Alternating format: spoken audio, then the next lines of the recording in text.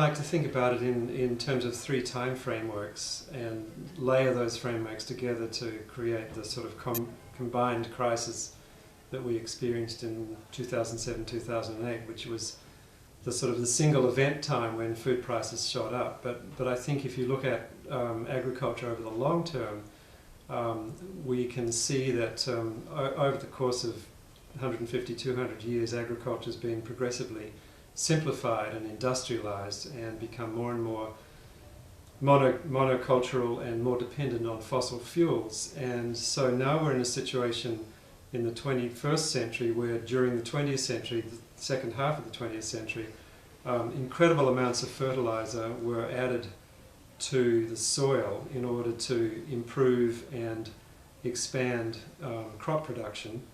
And of course, fossil fuel-based fertilizer ultimately leads to declining soil fertility and upsets water cycles, and so soil begins to degrade, and we've found that this has been a serious process that has undermined the long-term sustainability of industrial agriculture. So I would argue that over the long term we've seen this movement towards peak soil, and then peak oil being the increasing scarcity of oil, or at least as expressed in its rising price. And so that's one source of the food price crisis in 2007-2008.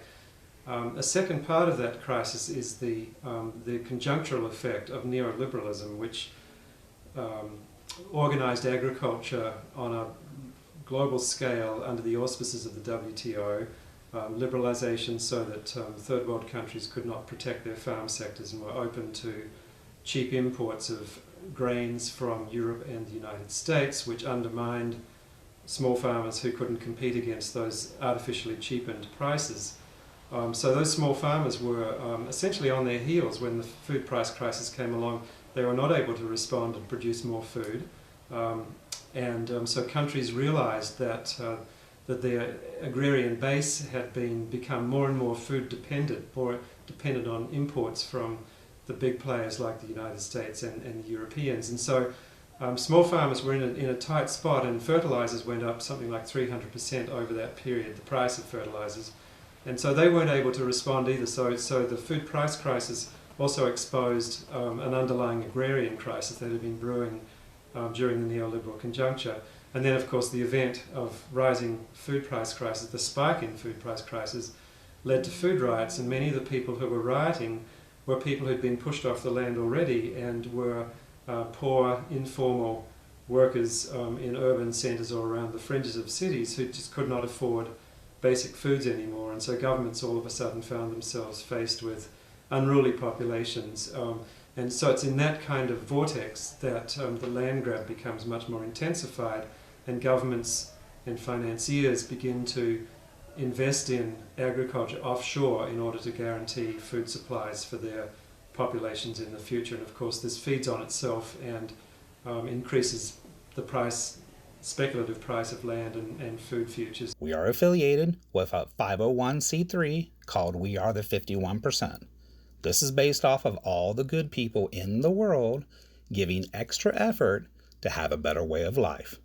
You can donate, sponsor, or even make a tax-deductible payment to help these children to get food so no child goes to sleep hungry. How you can help is to go to our website, matt55.com. You go to the bottom right-hand corner of the video, then click the button that says Retail Customers.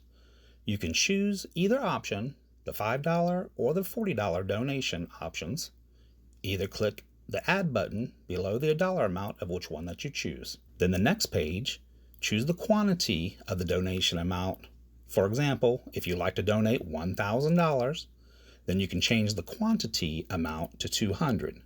Then click the Checkout button in the bottom right-hand corner, and then on the next page, enter your credit card information, name and address.